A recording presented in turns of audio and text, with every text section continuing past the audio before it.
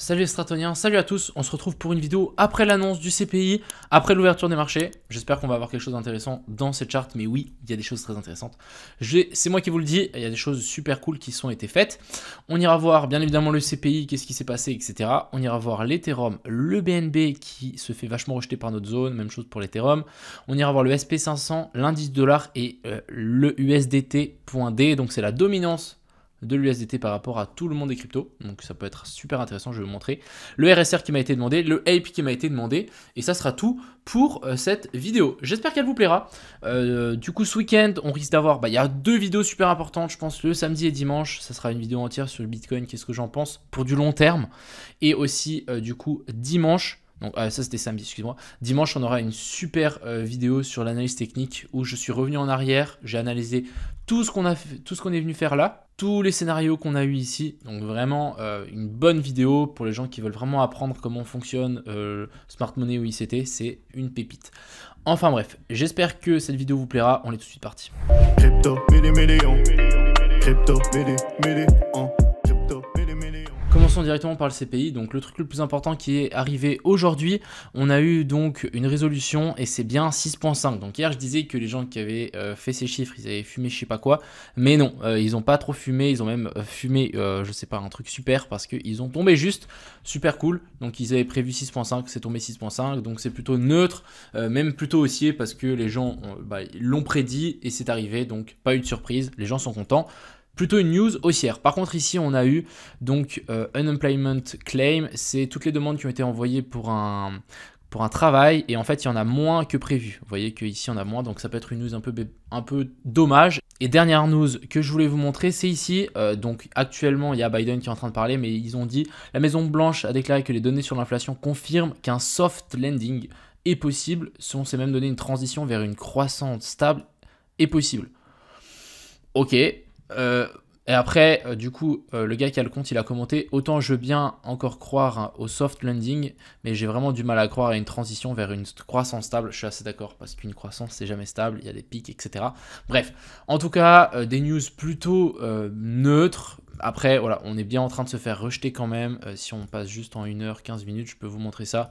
Mais en gros, là, voilà, on a quand même une belle petite chute qui est en train d'arriver. Est-ce qu'on a un potentiel top qui est en train d'être marqué avec une poche de liquidité qui se forme au-dessus? Bref, on va checker ça juste après. Avant, je vais vous montrer les liquidations. Donc, il n'y a pas grand-chose niveau liquidation. Il y a quand même un pic qui ressort plus que les autres. Il est au sud.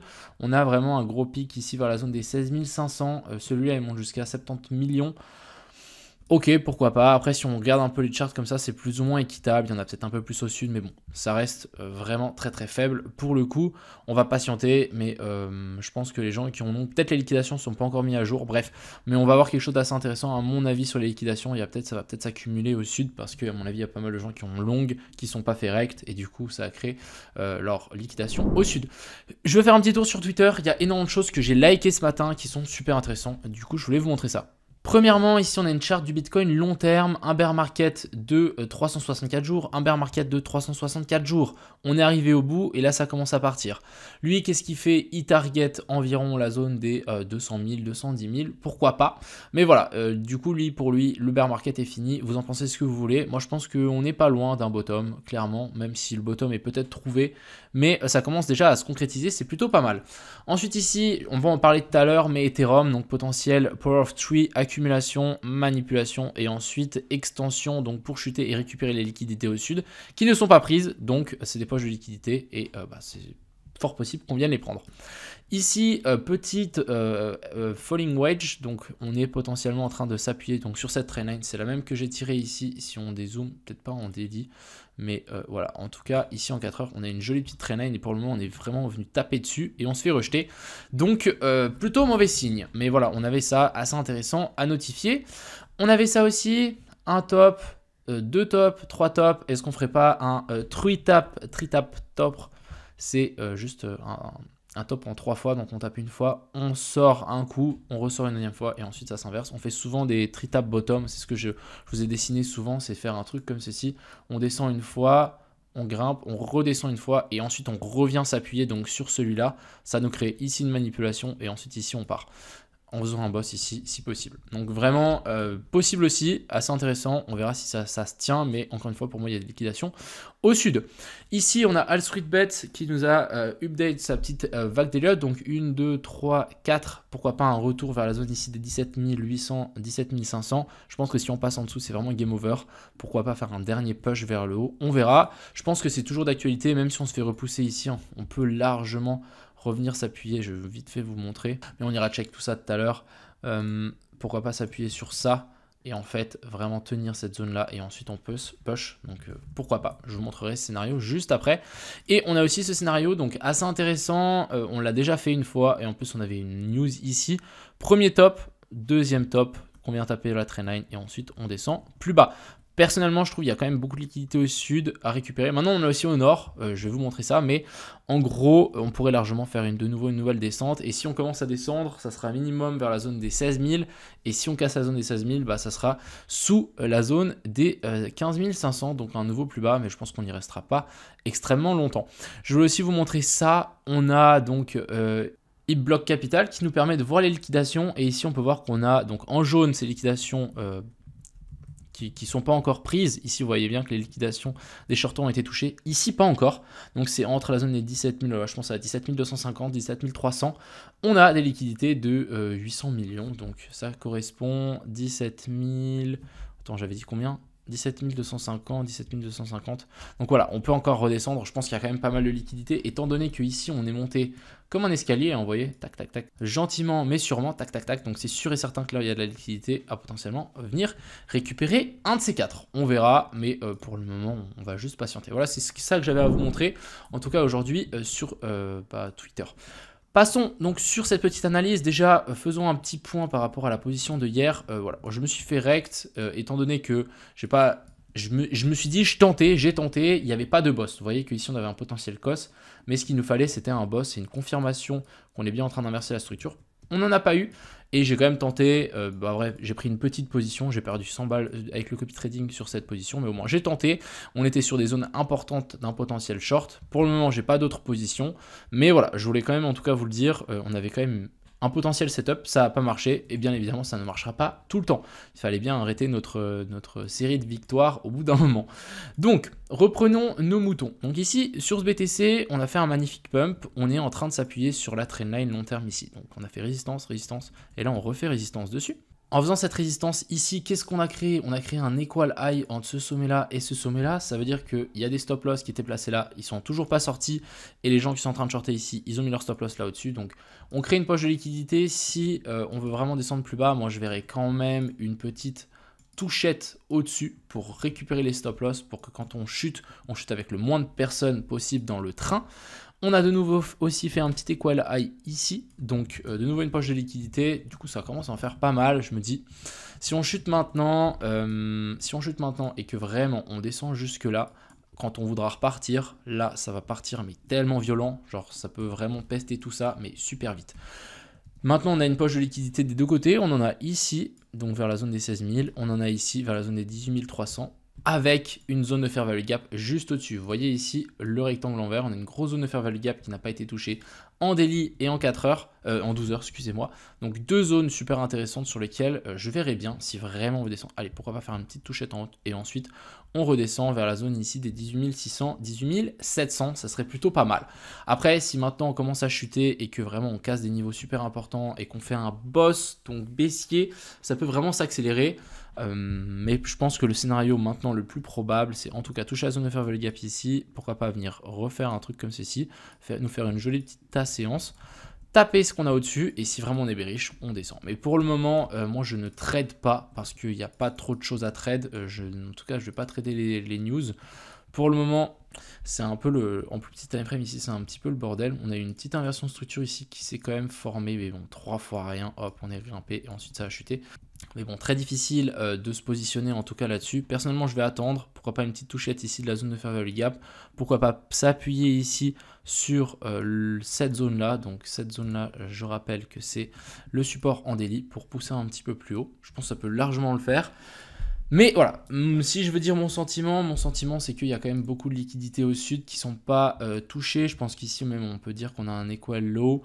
Même chose sur l'Ethereum, si on passe un petit coup sur l'Ethereum, pour moi là aussi on a des liquidités qui n'ont pas été touchées. Pour moi ici on est en train de grimper en laissant plein de nouveau de liquidités. Potentiel aussi petit bear flag, donc vraiment on est dans ce style là. Pourquoi pas faire une potentielle A, B et puis C, et ensuite on continue cette descente vers le bas. On verra, moi je vais simplement attendre que si on réintègre donc ces sommets là, je tenterai un short sur un retest. Pour le moment on n'en a pas, mais si vraiment on passe en dessous de la zone des 1350, en tout cas j'essaierai de short pour récupérer donc en tout cas ces deux equal low, et si on a un peu de chance celui-ci, mais on peut largement aussi venir s'appuyer, faire support et ensuite repartir. Ça sera quelque chose de plutôt très propre. Du côté ici du BNB, on est bel et bien dans cette zone d'OTE, donc là ça commence à devenir assez intéressant. Vous voyez que j'avais dessiné ça hier, on avait fait une petite montée. Maintenant, j'ai pas changé les dessins de hier, hein, donc d'ailleurs c'est très intéressant, on a fait exactement ce que j'avais dessiné. Maintenant ce qu'il nous faut c'est un boss, donc c'est une clôture sous ce plus bas là, donc la zone des 270, si vraiment on est baissé sur le BNB, pour en fait nous faire notre boss, inversion de structure, en plus on a tapé dans la zone d'OTE, et si on fait ça, on viendra sans doute faire un nouveau plus bas par rapport à celui-là, donc la zone des 218. Mais sinon, rien d'autre à signaler par rapport à ça. Passons donc sur l'USDT, la dominance. Donc là, déjà, on a une charte super intéressante, on a une charte super bullish. On fait des plus bas toujours plus haut. Par contre, ici, on a galéré à faire un nouveau sommet. Ça nous crée une poche de liquidité, poche de liquidité, poche de liquidité. Ici, on a de nouveau un equal high. Très intéressant. On est dans un gros triangle rectangle qui est en train d'être formé. Donc personnellement, moi je pense qu'ici on peut faire support. Si on fait support sur cette zone-là, on pourra directement grimper jusque-là. Et au bout d'un moment, on cassera vers le haut. Si en fait, cette charte, on continue et on continue à monter, bah, en fait, ça veut simplement dire qu'il y a beaucoup de gens qui prennent leur crypto-monnaie et en fait qui la vendent et qui achètent de l'USDT. Ça veut dire que on peut peut-être s'attendre à un crash. Si ici on fait vraiment support, bah, ça veut dire que les gens vendent plus ou moins leur crypto-monnaie et on peut vraiment pump cette charte de l'USDT. Mais en tout cas, la charte ici est plutôt bullish, donc c'est plutôt mauvais signe si vraiment vous attendez un pump. Maintenant, passons donc sur l'indice dollar. Ouais, on continue à chuter, rien à dire, toujours rien d'intéressant. Pour moi ici, c'est franchement, il n'y a rien d'intéressant, on n'a pas de cost, on a boss, donc on va simplement attendre. Pour le moment, ça saigne tranquillement. Du côté ici du SP500, on est venu taper la trendline long terme, donc je ne sais pas si vous vous rendez compte, hein, mais on est venu taper de nouveau cette trendline long terme ici. On est venu combler la zone de fair value gap. Si même on regarde sur cette charte, on est venu combler le gap qu'on avait là, donc très bien. Maintenant, à voir si on va réussir à réintégrer le bas du range. On va continuer à pumper et passer par-dessus cette zone-là. Je pense qu'on peut grimper encore un petit peu, peut-être plus que ce que j'avais prédit. Mais pourquoi pas tirer un Fibo, donc depuis ce plus bas sur ces plus hauts, vers la zone des... Oh, bon, on est venu taper déjà la zone des 0,6162 et on est venu taper la zone d'OTE. Est-ce que ça va suffire ? Je sais pas, franchement, là, difficile à dire. On verra ce qui se passe. Est-ce qu'on n'a pas une divergence? Ouais, on a presque même pas de divergence baissière. Donc, patience. En tout cas, on s'est bien fait rejeter. À voir comment ça va se goupiller dans les jours à venir. Mais voilà, pour moi, il y a toujours des liquidations ici et ici. Mais on peut quand même partir sans ces liquidations. Ne l'oubliez pas, le SP500, pendant des années et des années, il n'a pas pris des liquidations. Pas pris. Ok, lui, il a été touché, lui, il a été touché. Pas pris. Donc... c'est possible de moon sans prendre aucune liquidation, ça s'appelle le SP500 only up, donc est-ce qu'on ne ferait pas la même chose, only down, jamais pris, et puis au bout d'un moment ça se retournera, bref. Et on va finir par le RSR et du coup le Ape. Le RSR, je me souviens que ici je vous avais marqué qu'on avait fait une petite excès vers le bas, on avait récupéré tous ces lots et ensuite on avait fait un magnifique pump. Malheureusement, ça n'a pas tenu, on est venu même chuter beaucoup plus bas. On va pouvoir tirer une ligne par rapport à ça, c'est mes lignes préférées. Hop, on va juste faire ça, une ligne droite. Et du coup, en fait, ce qui est super intéressant, c'est qu'on est passé en dessous, on a fait retest, et là, on est repassé par-dessus. Donc, on a réintégré le bas de ce range. Après, c'est pas encore gagné, hein. Vous voyez qu'ici, on avait une petite zone de résistance qu'on avait fait support à l'époque. Boum, on se fait taper pile poil dedans. On est en train de faire un joli petit retest. En plus petite time frame, est-ce qu'on peut considérer ça comme un boss? Parce qu'en fait ici, notre cost et boss sont vraiment petits, donc je ne sais pas si on peut considérer ça. Mais personnellement, pourquoi pas essayer de long un petit peu plus bas. Mais pour le moment, en tout cas, j'essaierai pas trop de rentrer, hein. Surtout avec le BTC qui est vraiment incertain et qui est vraiment, en tout cas, sous résistance. C'est plus facile d'être bearish maintenant que bullish parce qu'on est encore sous résistance. À partir du moment où on va casser ces résistances, là, ça sera débile d'être bearish. Mais pour le moment, moi, j'y vois que qu'on est sous résistance. Même chose ici, sous résistance, même si on a réintégré ça. Personnellement, ce ne serait pas, à mon avis, encore exactement le moment. Si vraiment vous voulez trouver la pépite, le moment pour rentrer, je pense pas que c'est le moment. Mais après, pour du long terme, si tu crois en RSR, etc., on est sur des niveaux très intéressants. Il ne faut pas se mentir, ça, c'est clair et net. Et on va finir par notre fameux Ape. Donc le Ape, pour moi, toujours baissier. On fait toujours des plus bas. On fait toujours des plus bas, toujours plus bas, des sommets toujours plus bas. Ici, on voit bien, pour moi en tout cas, une jolie petite structure qui s'est formée. Je pense qu'on va pouvoir faire ça. Hop, on va tirer déjà une ligne par rapport à ceci, et je pense qu'on peut même tirer une ligne par rapport à de là à là. Ouais, ça correspond plus ou moins, mais bon. Ok, j'aurais peut-être voulu avoir un Rising Wedge, ici ça aurait été sympa. Mais moi, ce que j'y vois aussi, c'est qu'on est venu combler la zone de Fair Value Gap qu'on avait là. Donc ici, on avait une zone de FVG, très intéressant.